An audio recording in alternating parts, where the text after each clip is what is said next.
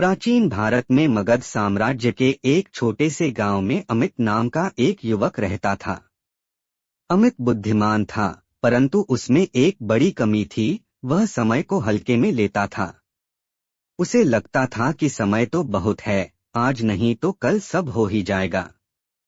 वह अक्सर अपने कामों को टाल देता और अधिकतर समय आलस्य में बिता देता। उसी गांव में एक वृद्ध आचार्य रहते थे, जिनका नाम चाणक्य था। वे केवल एक महान विद्वान ही नहीं, बल्कि जीवन की गहराइयों को समझने वाले महान मार्गदर्शक भी थे। गांव के लोग उन्हें बहुत सम्मान देते थे और समय समय पर उनसे सलाह लेने आते थे। अमित के पिता एक साधारण किसान थे।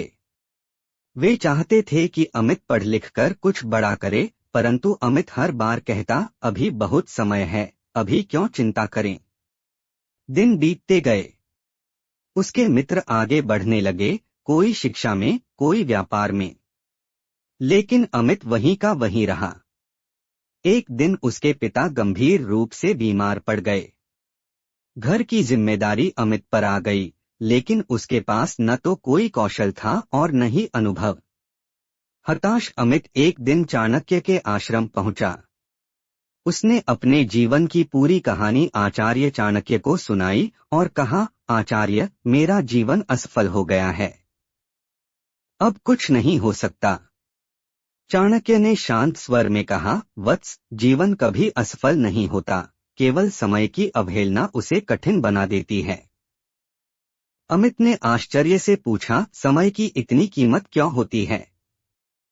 चाणक्य ने भूमि पर एक रेखा खींचते हुए कहा, यह रेखा बीता हुआ समय है, क्या तुम इसे मिटा सकते हो? अमित बोला, नहीं आचार्य। चाणक्य मुस्कराए और बोले, यही समय की सबसे बड़ी सच्चाई है। जो बीत गया वह कभी लौटकर नहीं आता। चाणक्य नीति कहती है, जो मनुष्य समय का सम्मान नहीं करता, समय उसका सम्मान नहीं करता। उन्होंने आगे कहा, समय धन से भी अधिक मूल्यवान है। धन फिर कमाया जा सकता है, पर समय नहीं। चाणक्य ने अमित को एक कार्य दिया, कल सूर्योदय से पहले उठकर आश्रम की सफाई करना, फिर ग्रंथालय में अध्ययन करना और संध्या तक एक विषय पर लिखना। अमित को यह कार्य कठिन लगा, लेकिन उसने पहली बार समय का पालन करने का निश्चय किया।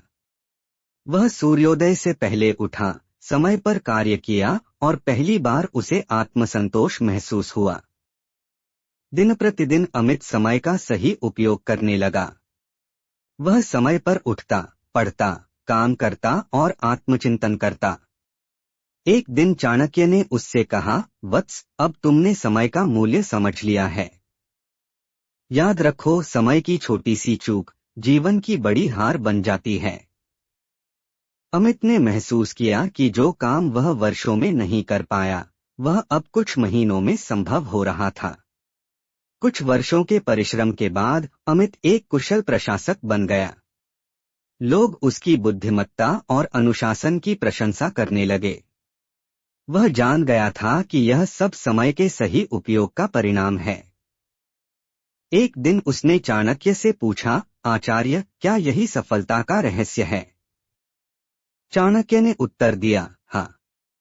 चाणक्य नीति कहती है, जो व्यक्ति वर्तमान का सही उपयोग करता है, भविष्य स्वयं उसके चरणों में आ जाता है। अमित ने अपने जीवन से एक महत्वपूर्ण सत्य सीखा, समय सबसे बड़ा शिक्षक है। समय की कीमत समझने वाला कभी पीछे नहीं रहता। आलस्य समय का सबसे बड़ा शत्रु है। उसने प्रण लिया कि वह कभी समय को व्यर्थ नहीं जाने देगा। यह कहानी हमें सिखाती है कि समय की कीमत समझना ही जीवन की सबसे बड़ी बुद्धिमत्ता है। चाणक्य नीति हमें स्पष्ट रूप से बताती है कि जो समय के साथ नहीं चलता, समय उसे पीछे छोड़ देता है। यदि हम आज समय का सम्मान करेंगे, तो कल समय हमें सफलता का सम्मान देगा। ऐसी और भी मोटिवेशनल स्टोरी के लिए चैनल को सब्सक्राइब एंड वीडियो को लाइक करें।